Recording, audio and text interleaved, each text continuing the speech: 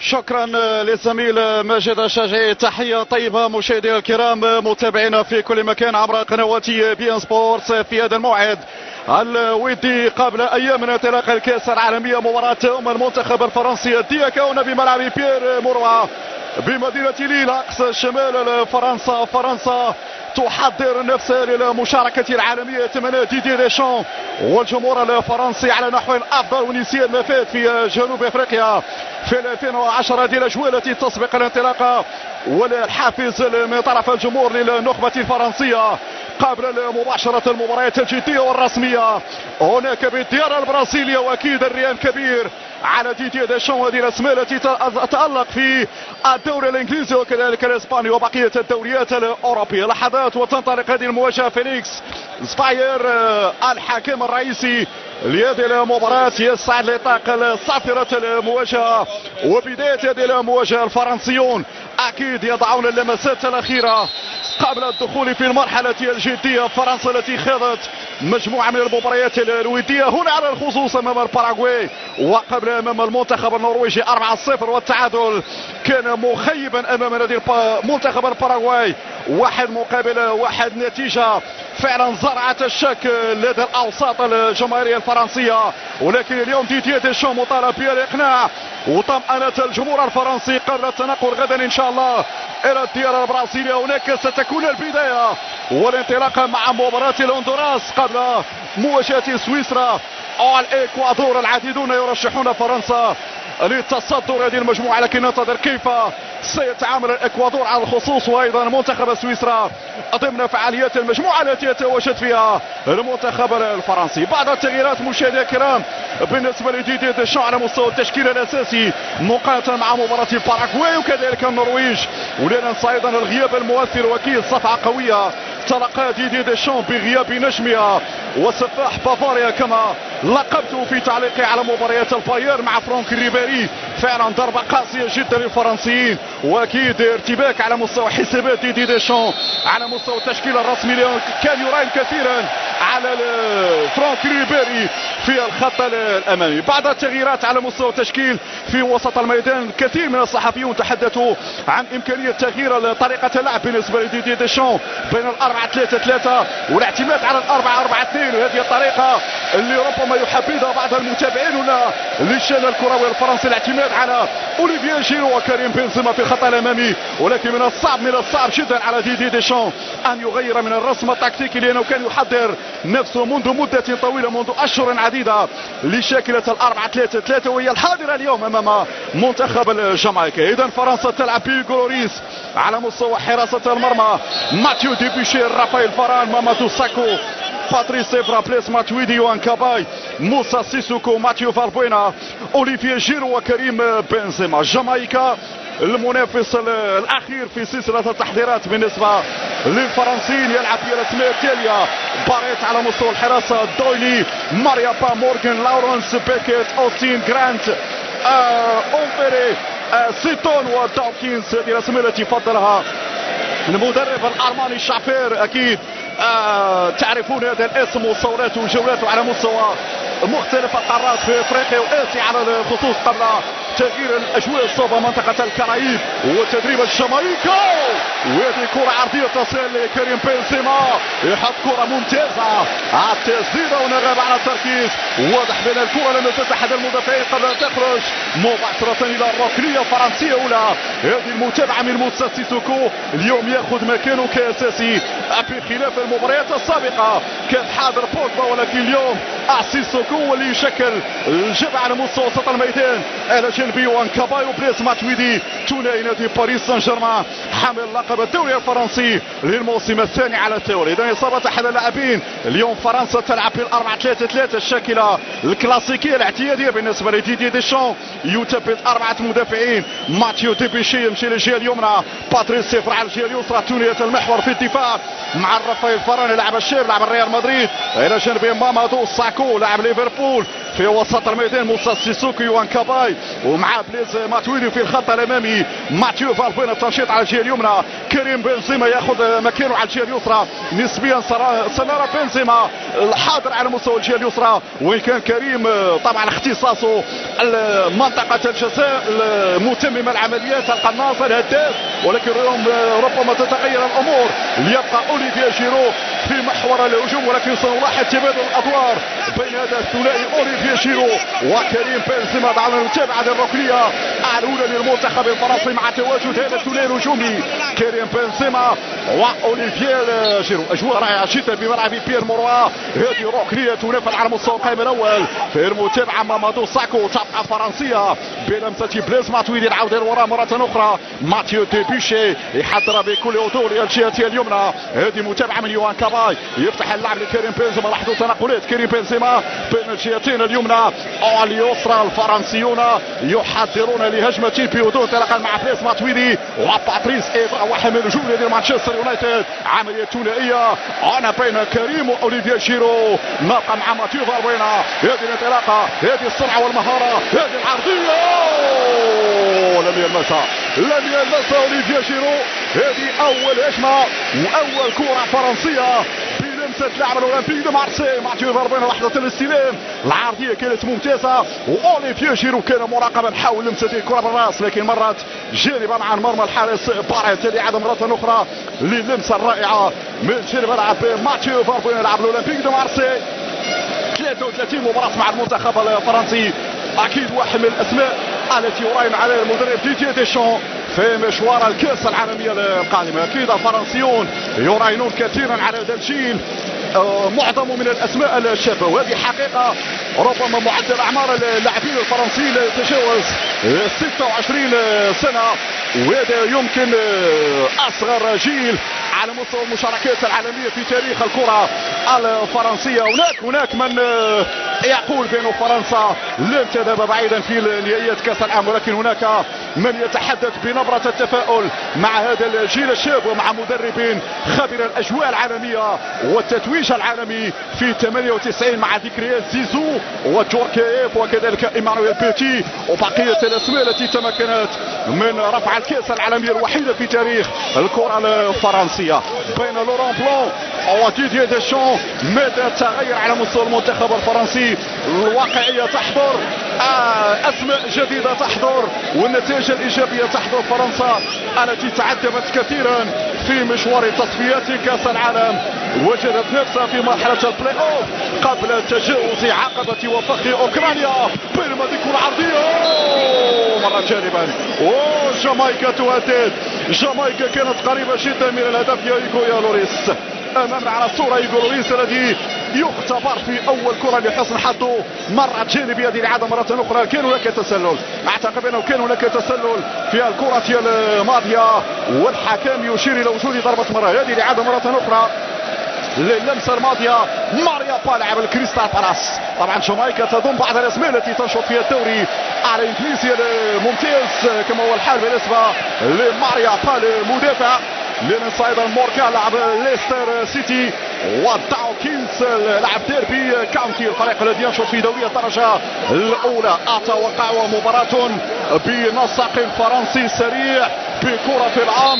كريم بنزيما خارج نطاق التغطيه وهنا متسلل. نعم كريم الذي تحسن مستواه نسبيا مقارنه مع السنوات الماضيه. اكيد كريم بنزيما الذي تلقى انتقادات كبيره وكبيره جدا من طرف وسائل الاعلام الفرنسيه، ولكن كريم اصبح اكثر فعاليه في الاشهر الماضيه مع ناديه الاسباني ريال مدريد وتتويجه بلقب دوري الابطال مع الملكي للمره العاشره في تاريخ الملكي. هذا معنويا اكيد مفيد جدا بالنسبه لكريم في مشواره على مستوى الكاس العالميه مع المنتخب الفرنسي. كره في وسط الميدان لفائده اللاعب مامادو ساكو بكل هدوء. جيرو يبحث عن كرات، يخرج من منطقه الجزاء في مسيره البقيه. ماتيو فالبوينا يرفع ماتيو بالراس يا جيرو. لمن يا جيرو. طبعا المنتخب الفرنسي مشكل بنسبة تكاد تفوق 60% من اسماء تنشط في الدوري الانجليزي الممتاز.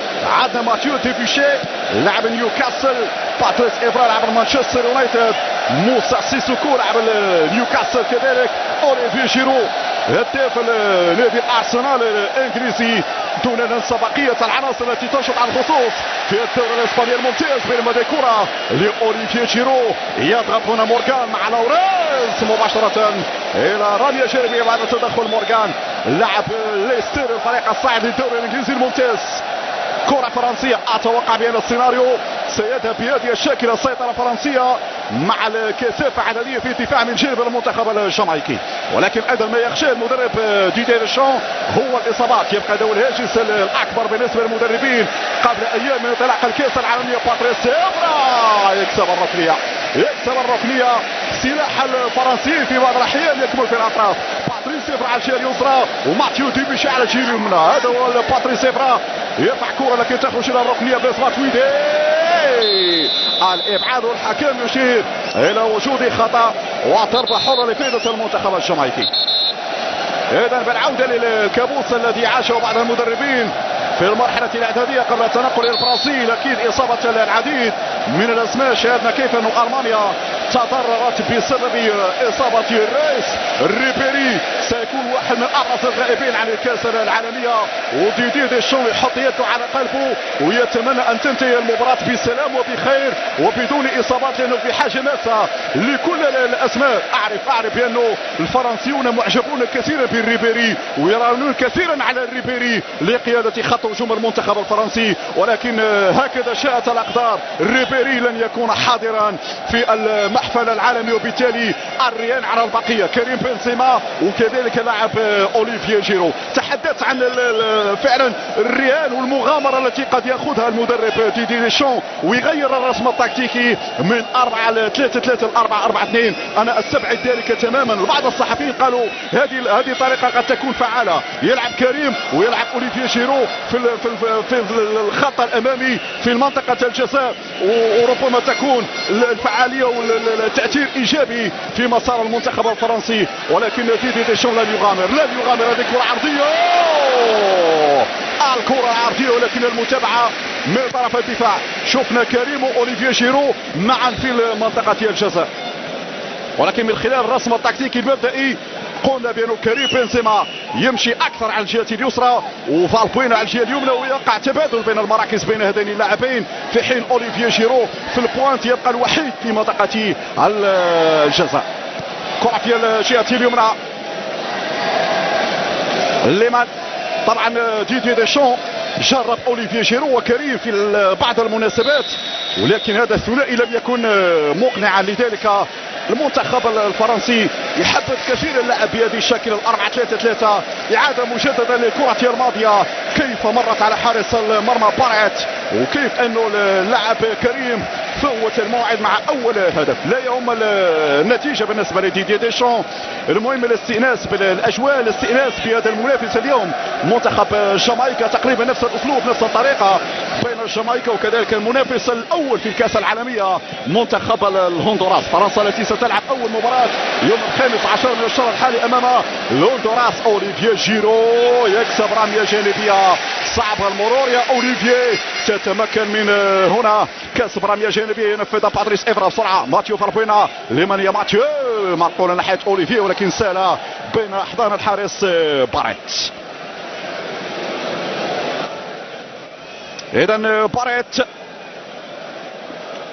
وذكر المشاهدين الكرام بأن المنتخب الفرنسي خاض مجموعة من المباريات الودية، فاز على النرويج بشاكلة ريفيه، ديبيشي، كورسيالي، ساكو، إفرا، كاباي، ماتويدي، بوغبا، غريزمان، جيرو وفالبوين. هذه الأسماء التي لعبت منذ البداية في مباراة النرويج التي انتهت لفائدة الفرنسيين 4-0. غير بعض الشيء ديدي ديشامب في المباراة الثانية أمام الباراغواي، النتيجة كانت مخيبة، زرعت الشك بين أوساط الفرنسية 1-1 أمام ممثل أمريكا اللاتينية. ديدي ديشامب لعب لوريس، إفرا، ساكو، كوشيلي، بوغبا، كاباي، ماتويدي، كريمي، جيرو وفالبوينا. واليوم موسى سيسوكو يلعب اساسيا. هذا هو الجديد بالنسبه للمدرب ديدي ديشامب مع بدايه هذه المباراه. الكره في الجهه اليسرى اماميه لمن البحث عن التسديد. عودة قوية هنا من طرف اللاعب بليس. مبعد هذه الكرة، هذا هو الأونتري والتدخل في التوقيت المناسب. هذه الثانية خطيرة من جانب المنتخب الجامايكي. انطلاقة سريعة ماتيو فالبوينا لمن يا ماتيو، يخرج بنزيما من الرقابة، يعيد مرة أخرى لماتيو فالبوينا. هنا ثنائيات ومثلثات ولمسات، ولكن من أين العبور يا منتخب فرنسا أمام هنا تكتل كبير للاعبي الجامايكي على مستوى الدفاع. هذه تسديدة ولكن بعيدة. أوليفيه أو يوان كاباي هو من سدد الكرة الماضية لعادة مجددا للقطة خطيرة جدا على دفاع المنتخب الفرنسي. هنا الدفاع يختبر، مهم جدا أن يختبر دفاع المنتخب الفرنسي في هذه المباراة. ديبيشي هو من تدخل، لاعب نادي نيوكاسل.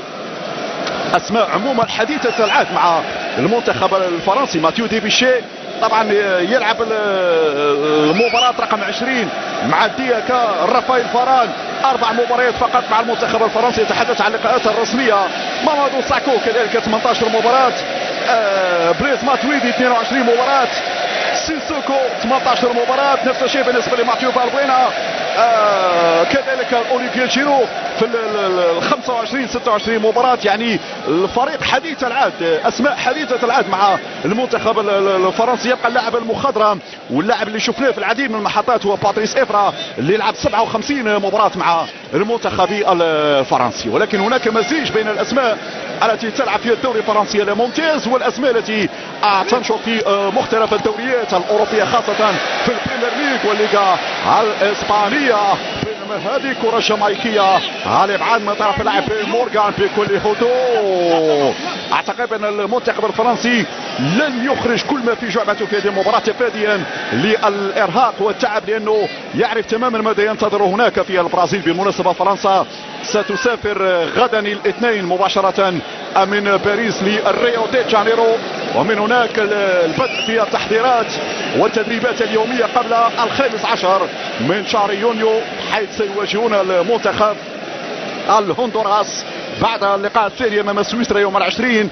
ويوم 25 الختام سيكون امام منتخب الاكوادور. على الورق مبدئيا نقول بان فرنسا مرشح فوق العاده لتصدر هذه المجموعه، ولكن المفاجآت تبقى وارده. سويسرا وصلت مرحله النضج، سويسرا باسماء ليست بنجوم ولكن اسماء تلعب بواقعيه. سويسرا التي تصدرت مجموعتها في التصفيات وقادرة على احراج الفرنسيين في نهائيات كاس العالم. الاكوادور واللمسه اللاتينيه، واعتقد ان الاكوادور الاجواء والطقوس هناك بالبرازيل ستساعدها كثيرا على بذل مجهود مضاعف لتجاوز العقبه المنتخبات الثلاث، فرنسا وكذلك سويسرا على الخصوص. لذلك اقول مجموعه فخ بالنسبه للمنتخب الفرنسي. لذلك على ديدي ديشان ان يتعامل بواقعيه، ان يحترم المنافسين في هذه المجموعه اذا اراد ان يتاهل الى الدور القادم. هذا هو المطمح بالنسبه لديدي ديشان، املا في نسيان ما فات والفضيحه التي تحدث عنها الكل في فرنسا، ليس في فرنسا فقط، الفضيحه التي وقعت في عهد المدرب ريمون دومينيك هناك بجنوب افريقيا، وبالتالي محو هذه الصوره رهين بتألق فرنسي في المونديال البرازيل. كرة في وسط الميدان، هذا هو لاعب ماتيو فالبوينا على الجهة اليمنى. فالبوينا من اللاعبين الذين حافظوا على مستواهم في الدوري الفرنسي. يوان كاباي يتجرأ على الدفاعات في جامايكا، يلعب 1-2 وكورتو في شباك جامايكا. تتغير النتيجة، لاعب باريس سان جيرمان اخيرا يجد طريقه للشباك. اجواء رائعة جدا في مدرجات بيير موروا بهذا التقدم. اعتقد ان فرنسا تحتاج للانتصار للرفع من المعنويات اكثر قبل التنقل الى البرازيل. هذه الصورة العامة بمدرجات بيير موروا. اعادة مجددا سوء التغطية والابعاد. تصل الكرة لماتيو فالبوينا، شادوا اللمسة بالراس، حضر اوليفيه ويوان مباشرة في شباك مرمى جامايكا. عملية ثلاثية قادها فالبوينا، وصلت لاوليفيه جيرو بالراس. يا اوليفيه حضرها لكاباي، روضها بالصدر وبيمنى هنا يضع في شباك جامايكا. اذا هدف مقابل لا شيء، هدف بطريقه جميله جدا، بتنسيق بتفاهم كبير بين الثلاثي فالبوينا اوليفيه جيرو وكذلك اللاعب يوان كاباي. في الدقيقه 17 تتغير النتيجه منطقية، لأن فرنسا منذ بداية المباراة امتلكت الكرة، حاولت على الأطراف، وصلت في أكثر من مناسبة لمنطقة الجزاء. هي حصة تدريبية، نعم حصة تدريبية قبل المباريات الرسمية، ولكن أيضا ديدي ديشان يريد أن يأخذ الأمور بجدية كاملة كأنه يلعب مع منتخب الهندوراس. كرة في وسط الميدان، يرجع مرة أخرى كريم بنزيما يلعب عليه جيرو وكريم وكابا يتقدم مرة أخرى. يعني شيء إيجابي في التشكيله اللي يلعب فيه ديدي ديشان، انه لاعبي وسط الميدان اكثر اندفاع، لاعبي وسط الميدان قريبين جدا من المهاجمين. هذه كره اخرى ماتيو فالبوينا، ضاعت الكره يا ماتيو. قلت بان لاعبي وسط الميدان قريبين جدا من المهاجمين. اتحدث عن يوان كاباي، عن بليز ماتويدي، عن موسى سيسوكو، ولكن ماذا عن الاسترجاع الكرات؟ حتى الان لاعبي وسط الميدان لم يختبروا امام الهجمات الجامايكيه، لانه لا اتصور بان الجامايكا ستضغط وبالتالي تختبر قدرات فرنسا على مستوى الدفاع. لاحظوا 60% نسبة امتلاك الكرة من جانب المنتخب الفرنسي. باتريس إبرا بعيد على باتريس، مباشرة إلى التماس. هذا هو رافائيل فاران الذي عاش أجواء رائعة جدا، يعني لاعب صغير السن ويعيش هذه الأجواء على المستوى الأوروبي. يعني يلعب نهائي دوري أبطال أوروبا، واستغل طبعا إصابة المدافع البرتغالي المخضرم بيبي، وهذه كانت مناسبة لا تعوض بالنسبة لرافائيل فاران أن يلعب المباراة النهائية، والأكثر من ذلك النهاية تكون سعيدة برباعية في مرمى الأتلتيكو، وبالتالي اللقب العاشر في تاريخ نادي ريال مدريد بعد المباراة. ولتسديد جول الثاني بليز ماتويدي. الباريزيون هم من يصنعون الفارق، الباريزيون هم من يصنعون الفارق. فعلها كاباي لاعب البي اس جي، وفعل لاعب اخر ينتمي للبي اس جي هو بليز ماتويدي. قلت لكم لاعبو وسط الميدان يتألقون، لاعبو وسط الميدان يبدعون في هذه المباراة، وتشعر بان المنتخب الفرنسي يلعب بستة عناصر في الهجوم اذا اضاف للاعبي وسط الميدان. الدليل يوان كاباي لما تسجل الهدف الاول، والدليل الثاني امامكم على الصورة. هذه كرة مهية بشكل ممتاز، كريم بنزيما والتفاهم الكبير مع بليز ماتويدي. صحيح كريم واوليفييه لم يسجل حتى الان، ولكنهما ساهما في تسجيل الاهداف، ساهما في تسجيل الاهداف. الحديث عن اوليفييه جيرو لما حط كرة ليوان كاباي، ونفس الطريقة كريم بنزيما هنا حط كرة ممتازة لماتويدي. ماتويدي سدد مباشرة في مرمى منتخب جامايكا. اذا هدفان مقابل لا شيء، وفرحة ديدي ديشان يتمنى ان تتكرر في مباريات الكاس العالمية. الحكم يشير الى وجود خطأ. لحظة تسجيل الهدف الثاني كنت اتحدث عن تجربة جميلة او رائعة التي عاشها رافائيل فاران في نهائي دوري ابطال اوروبا. وربما هذا على المستوى المعنوي وعلى مستوى المنافسة وعلى مستوى معايشة الاجواء الكبيرة، هذا يفيد ديدي ديشان. وفاران اعتقد سيكون له دور كبير جدا في مباريات المنتخب الفرنسي على مستوى النهائيات، رغم ان فاران لم يلعب المباريات الودية السابقة. ما قلنا على موسى سيسوكو ينطبق كذلك على لاعب فاران الشاب امامنا على الصورة، لانه في مباراة النرويج لعب ساكو مع كوسييلي في محور الدفاع. في مباراة الباراغواي لعب ساكو كذلك مع كوسييلي. هنا فاران اول مباراة ودية يلعب منذ البداية. اذا ينفذ التماس. فرنسا التي مرت من مرحلة شك فعلا لم تدم طويلا في تصفيات كاس العالم بعد ان خسرت في كييف 2-0 في مباراة البلاي اوف، مباراة الملحق لبعد قليل بين فرنسا.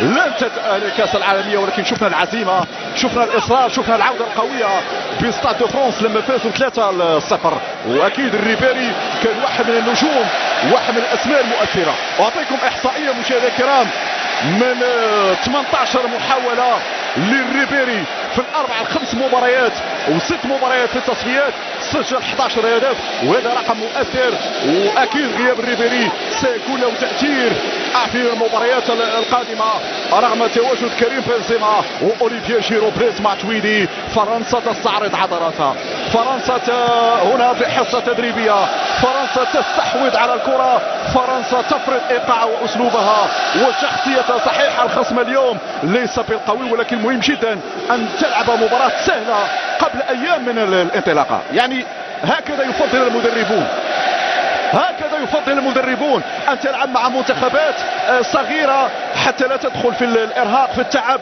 في الاندفاع البدني. ولا ننسى بان جامايكا تقريبا نفس الاسلوب مع الهندوراس الخصم القادم لفرنسا. فالبوينا في الجهه اليمنى، فالبوينا عرضيه ممتاز. فالبوينا يعجبني كثيرا طريقه تحرك فالبوينا بين اليمين واليسار في كل مكان متواجد. فالبوينا اعتبر بانه هو محرك المنتخب الفرنسي على مستوى وسط الميدان.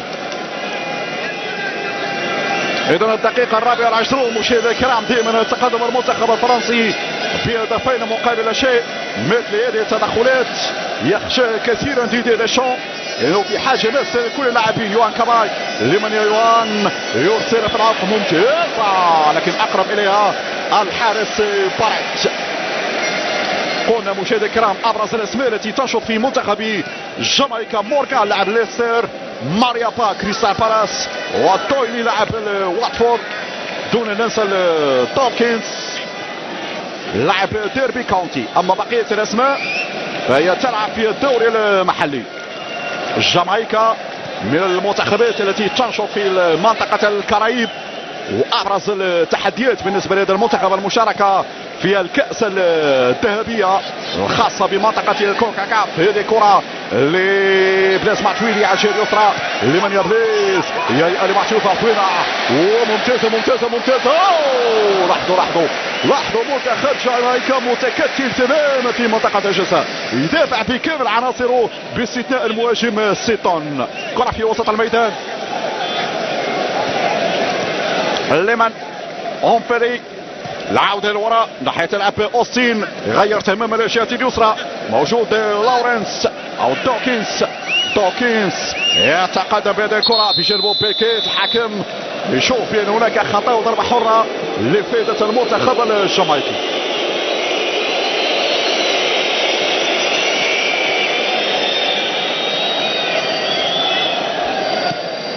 إذا تتواصل المباراة.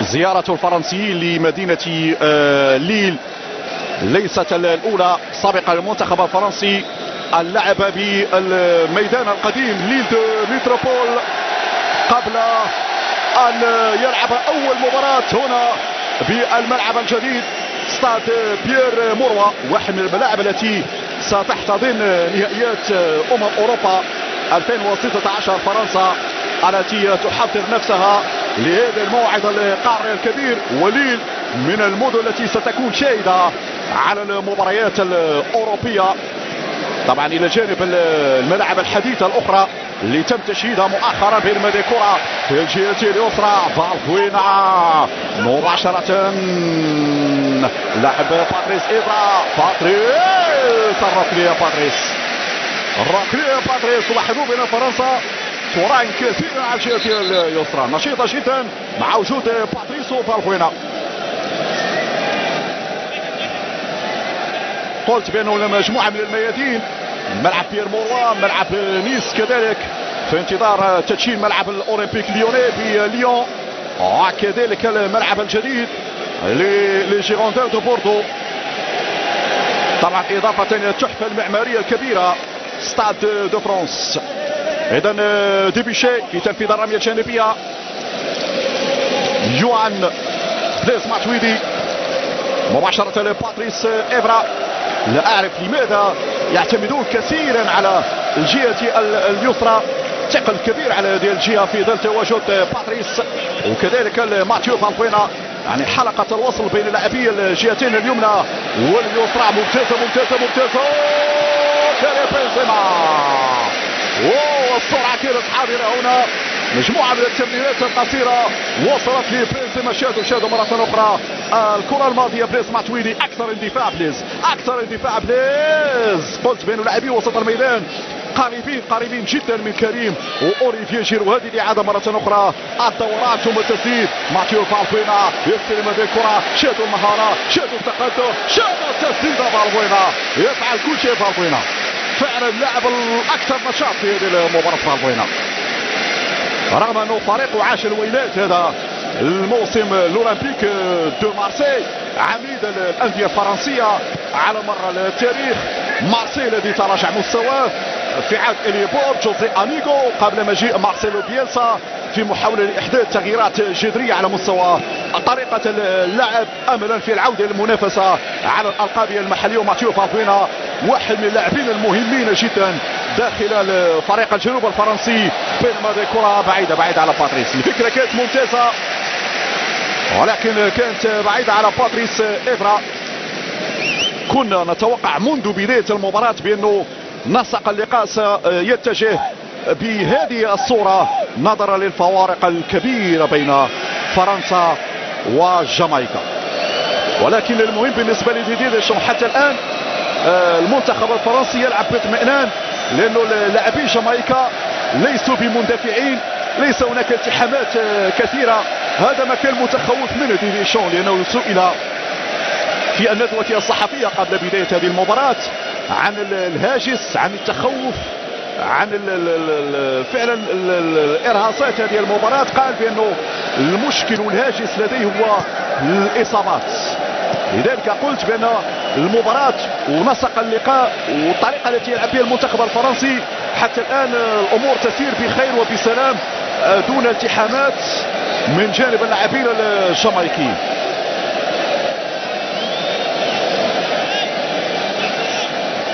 ولكن لنكن واقعيين، لنكن منطقيين أكثر. المباريات الودية غير والمباريات الرسمية شيء ثاني، يعني اختلاف تام بين اللقاءات الودية واللقاءات الرسمية. واعتقد انه اليوم الهدف الاساسي هو الوقوف عند مدى جاهزية اللاعبين ومدى التناسق والانسجام بين اللاعبين. هذا هو الأهم بالنسبة لديدي ديشام، ومعرفة كيف سيتصرف المنتخب الفرنسي في ظل غياب النجم فرانك ريبيري. كرة في وسط الميدان، يوان كاباي استلام هذه الكرة. أكيد في الشوط الثاني ستكون هناك فرصة لإدخال مجموعة من اللاعبين. هذه كرة أمامية ضاعت على اللاعب موسى سيسوكو. عودة للوراء موسى سيسوكو الذي سيشارك لأول مرة في نهايات كأس العالم، ليس الوحيد. هناك مجموعة من العناصر التي ستنال هذا الشرف، حمل قميص المنتخب الفرنسي في المحفل العالمي. فرنسا اللي كان عندها حضور في نهائيات كأس العالم، طبعا إنجازات كبيرة. التتويج عام 98 بينما هذه كرة مباشرة تخرج إلى ركنية. الفرنسيون وصلوا في مناسبتين للدورة نصف النهائي في 82 وفي 86، دون أن ننسى كذلك 58. 3 مناسبات وصل فيها المنتخب الفرنسي للنصف النهائي. هذه كرة تنفذ في القائمة الثانية، الحكم يقول بأن الكرة فعلا تجاوزت الخط. هذه بعض أبرز المحطات بالنسبة للمنتخب الفرنسي في نهائيات كأس العالم. 3 مناسبات وصل فيها للنصف النهائي. تحدث عن السويد 58، عن اسبانيا 82، عن المكسيك 86. لا ننسى ايضا ربع النهائي في 38 لما استضافت فرنسا الحدث العالمي، وغير مسموح للفرنسيين يعني تحقيق على الاقل الدورة ثمن النهائي والربع النهائي. كرة في وسط الميدان، بليس ماتويدي اقرب اليه الحارس باريت. عموما فرنسا ليست من المنتخبات المرشحة للتتويج باللقب العالمي.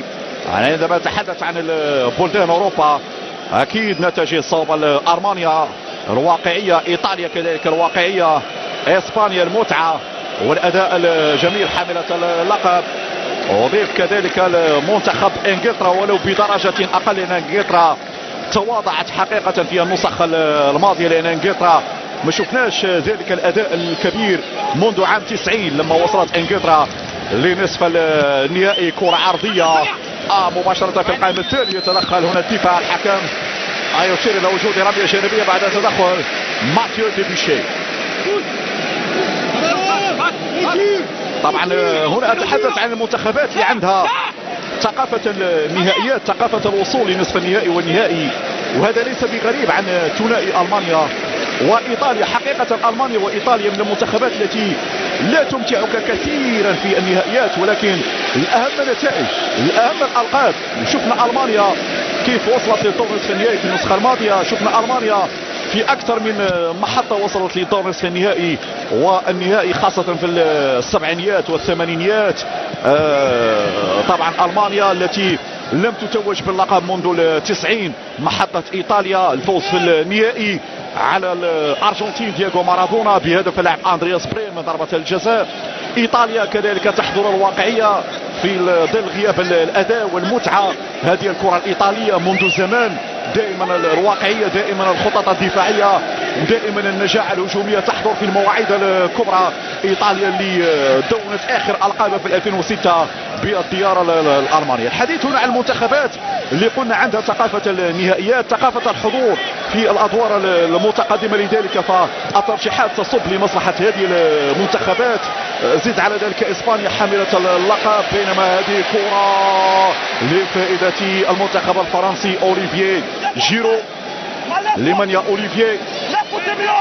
أوليفييه ينتظر المساندة مما تأتي من ماتيو فالبوينا العرضية، تدخل الدفاع وصلت لجيرو، لم يتحكم فيها. تدخل من مورغان بجانب أوستين. الحديث كذلك عن منتخب ربما البعض يقول بأنه سيشكل ظاهرة بامتياز، بينما كرة فرنسية من الجهة اليمنى. الحكم ماذا يقول؟ دون مشاكل يسيطر على الحارس باريت. إذا ماتيو ديبيشي هنا واضح بأنه على ما يبدو شد عضلي بالنسبة لماتيو ديبيشي. يعني في لحظة من كل لحظة يسقط فيها لاعب على أرضية الميدان. أكيد ديدييه ديشان ينتاب القلق، يضع يده على قلبه ويتمنى أن يخرج سالما من هذه المباراة. هذه اللقطة الماضية وهذه لحظة التدخل من جانب المدافع لورينس. تحدث عن منتخب يمكن أن يشكل ظاهرة بلجيكا. ربما معدل أعمار اللاعبين بالنسبة للمنتخب البلجيكي صغير مقارنة مع منتخبات أخرى. جيل رائع، جيل أعتقد بإمكانه أن يستفيد من هذه فرصة المشاركة في الكأس العالمية. تيبو كورتوا، فيرتونغن، فان بويتن، ناصر الشاذي، مروان فليني، ميرتنس، ديمبيلي، لوكاكو، فعلا أسماء رائعة جدا شفناها في مختلف الدوريات، إسبانيا، انجلترا وبقية البطولات الأخرى. بلجيكا التي تتواجد في مجموعة تضم الجزائر وروسيا وكوريا الجنوبية. هذه لقطة الهدف المسجل، الهدف الأول عن طريق يوان كاباي، وبعد جاء الهدف الثاني بلمسة رائعة من اللاعب كريم بنزيما، ثم التسديد بالقوة بالقدم اليسرى. هنا اللاعب بليز ماتويدي يدون الهدف الثاني. أمريكا اللاتينية كذلك حاضرة في منتخباتها، مرشحة فوق العادة كذلك البرازيل على الخصوص، الأرجنتين، الأوروغواي بدرجة أقل، الأوروغواي بأسمائها بنجومها، وشفنا الأوروغواي في 2010. ولكن البرازيل نعم المنتخب ربما من المنتخبات القليلة التي أصبحت تمزج بين ما هو استعراضي وفني وما هو واقعي وتكتيكي. فعلا البرازيل في سنوات خلت، في سنوات الثمانينات والسبعينات كانت تعتمد على الأسلوب الاستعراضي أكثر ما هو واقعي وتكتيكي. ولهذا السبب البرازيل خسرت الكأس العالمية في 82، لأن البرازيل كانت أقوى منتخب على مستوى الفني والإمكانيات الهائلة للاعبين، ولكن واقعية الطاليان هي التي حضرت. بينما هذه كرة عرضية باتريس إيفرا مباشرة لكريم بنزيما، لمن يا كريم، كرته لم تمر، يسانده بليز ماتويدي مباشرة لماتيو فالبوينا، ماتيو مع كريم، يتوقع كريم، جميل يا كريم، هدف رائع كريم. لحظة التوغل في الطريقة التي سدد بها هذه الكرة كانت غاية في الروعة. هذا هو كريم، هذا هو بنزيما لما يكون في الفورمة، لما يكون حاضر ساهم في الهدف الثاني ويسجل الهدف الثالث. طريقة التوغل ولكن هنا اللقطة كانت سهلة، الامتحان كان سهل بالنسبة لكريم بنزيما لأنه لم يكن هناك ضغط على حامل الكرة من جانب الدفاع، وثانيا الرؤية كانت مفتوحة بالنسبة لكريم، المجال كان مفتوح، شاف أن الجهة اليسرى فارغة تماما وعرف كيف يضع هذه الكرة. حتى طريقة تسديد الكرة كانت مميزة من كريم بنزيما. سنشاهد الإعادة مرة أخرى لتوغل كريم للسهولة المتناهية التي تقدم بها كريم. هذه الإعادة مرة أخرى، الكرة ضاعت من باتريس، وصلت مرة أخرى لكريم بنزيما، لعبت ثنائية مع فالبوينا. ممتاز فالبوينا، ممتاز فالبوينا. كريم دون ضغط وضع الكرة في المكان المناسب. هذه الإعادة لاحظوا غياب الضغط على حامل الكرة، ثم الزاوية كانت نوعا ما مفتوحة بالنسبة لبنزيما، وبلمسة فنية رائعة ينجح في تدوين الهدف الثالث. قلت لكم هي مباراة استعراضية، مباراة للاستئناس فقط، وكأن فرنسا تتدرب في إحدى الحصص التدريبية فعلا قبل الكأس العالمية. إذن هدف بنزيما على الهدف الثالث، ونحن نقترب من نهاية الشوط الأول. كرة في وسط الميدان، جوان كاباي بالعودة للبرازيل اللي قلنا من المنتخبات التي تمزج بين الواقعية والاستعراض، لأن البرازيل أضاعت مجموعة من الكؤوس العالمية بسبب الاعتماد على الاستعراض، لأنه في 82 البرازيل كانت الأقوى. البرازيل الجميع كان يقول بأنه ستفوز باللقب العالمي، ولكن في نهاية المطاف جاءت المفاجأة، لا اعتبرها مفاجأة ولكن واقعية عرف بها الطاليان، خاصة مع الظاهرة آنذاك الروسي الهداف الكأس العالمية. بعد ذلك البرازيل انتبهت لهذه النقطة وأصبحت تلعب بواقعية أكثر مع الاحتفاظ بتلك النكهة البرازيلية على مستوى الاستعراض وعلى مستوى لغة الأهداف. لذلك فالبرازيل أكدت من خلال مشاركتها في كأس القارات بأنه جاهزة تماما للانقضاض على الكأس، ولكن رغم ذلك البرازيل ستلعب المونديال وهي تستحضر ذلك الكابوس التي عاشته في الخمسينات، في الخمسين لما ضاع منها اللقب. ولن أقول بأن الأوروغواي خطفت اللقب، الأوروغواي وقتها كان منتخب قوي جدا. في وسط الميدان كريم بنزيما مباشرة لبياس ماتويدي، تصل لباتريس إفرا، هذا هو لاعب ماتيو فالبوينا، دائما نفس الأسلوب نفس الطريقة، الاعتماد على الكرة في العمق، قد تسديدة لكن باريت يتصدى لها.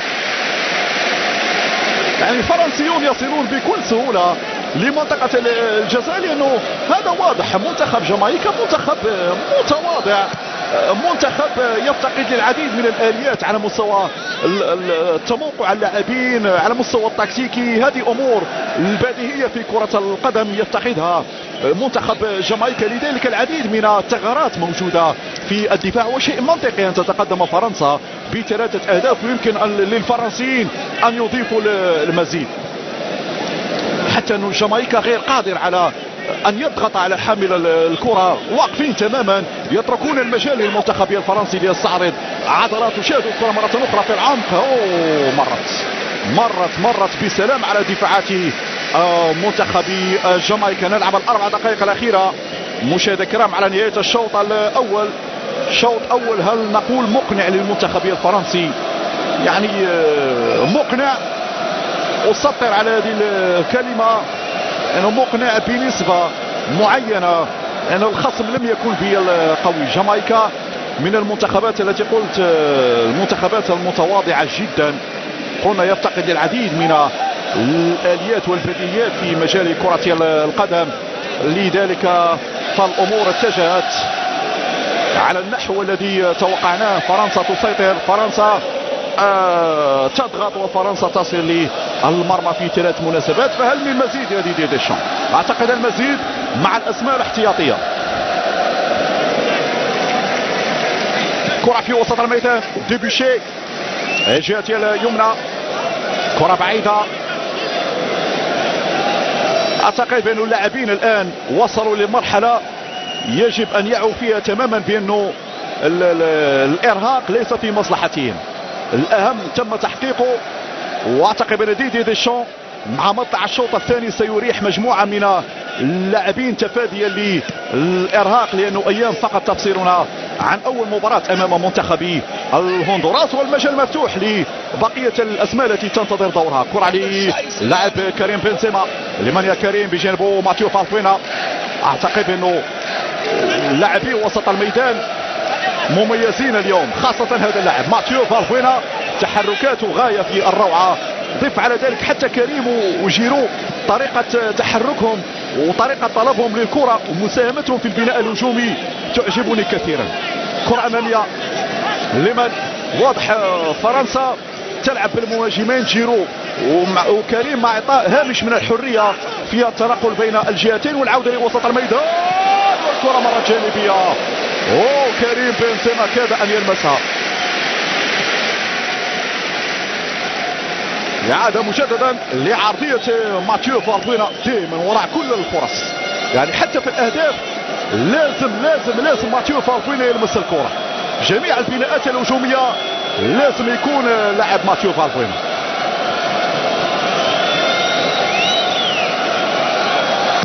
إذا باريت إيغو لوريس مرتاح تماما في مكانه. كرة لديبيشي، إيغو لوريس لمن للجهة اليسرى، ساكو أمامية يضغط بليز ماتويدي، موجود أوسين يحافظ على الكرة لمن يا أوسين أمامية. هنا يخرج لاعب مامادو ساكو. باتريس سيفرا الحكم فعلا كان هناك خطأ يا يوهان يا كاباي، وسيكون الانذار فعلا. إذا ورقة صفراء يتلقى يوهان كاباي. هنا نقاش بين الشابير وكذلك باتريس إيفرا. شابير اللي مر من العديد من المحطات على مستوى الافريقي، على المستوى الاسيوي كذلك، مع مجموعة من الأندية والمنتخبات. الآن في تجربة أخرى مع المنتخب من منطقة الكاريب، منتخب الجامايكا. مثل هذه المنتخبات نادرا ما نتابعها ونشاهدها، جامايكا، ترينيداد وتوباغو، كوبا، دومينيك، يعني المنتخبات اللي تحضر في الكأس الذهبية، كأس الخاصة بمنطقة الكونكاكاف. جمهورية الدومينيكان كذلك من المنتخبات المنتوية لمنطقة الكاريب. إذا تنفذ هذه الكرة، دقيقتان كوقت محتسب بدل ضايع. كرة في الجهة اليسرى، باكيت للاورنس يرفع كرة في منطقة الجزاء. إيغو لوريس، مهم جدا أن يختبر إيغو لوريس. يعني صحيح فرنسا تتسيد المباراة، ولكن إيغو لوريس في مثل هذه اللقاءات مهم جدا أن يختبر بهذه الطريقة، عوض أن يكتفي بدور المتفرج والمراقب لمجهودات بقية الزملاء. كرة ليوان مباشرة لساكو، يتقدم مامادو ساكو لاعب ليفربول، لاعب السابق لنادي باريس سان جيرمان. ماتيو فالفوينا، يا سلام على هذه التمريرة، هو ضابط ايقاع الهجمات الفرنسية، لذلك ينال العلامة الكاملة على الأداء الذي يقدمه ماتيو فالفوينا. شادوا مرة أخرى، يلعب روانتو مع باتريس إيفرا، لكن كورتو لم تمر. باتريس انطلاقة في هذا الهجوم المعاكس، وفي الدقيقة الأخيرة المحتسبة من الوقت البدل الضائع فران يتدخل. عموما دفاع المنتخب الفرنسي لم يختبر بالجدية الكافية. حديث عن فاران على الخصوص، لأن هذه أول مباراة يبدأها كأساسي اللاعب فاران، لاعب شاب، ولكن أيضا يعني مزاولته لمشواره مع نادي كبير ريال مدريد يشفع له بأن يكون حاضرا مع المنتخب الفرنسي. وشفناه كيف غطى الفراغ الذي تركه بيبي في نهائي دوري أبطال أوروبا أمام الأتليتيكو مدريد. إيغو لوريس بكل هدوء، ساكو على الثواني الأخيرة والحكم يستعد لإطلاق صافرة نهاية الجولة الأولى. هذا لاعب سيسوكو مباشرة للجهة اليمنى، ليس بشيء. إذن هي الصافرة فعلا، صافرة نهاية الشوط الأول بتقدم واقعي صريح منطقي للمنتخب الفرنسي ب3 أهداف مقابل شيء. كاباي وباتويدي وبنزيما هؤلاء المسجلون في دقائق الجولة الأولى. مشاهدينا الكرام ألقاكم مع بداية الشوط الثاني. الكلمة الآن تعود للزميل ماجد الشجعي في الاستوديو التحليلي. إلى اللقاء.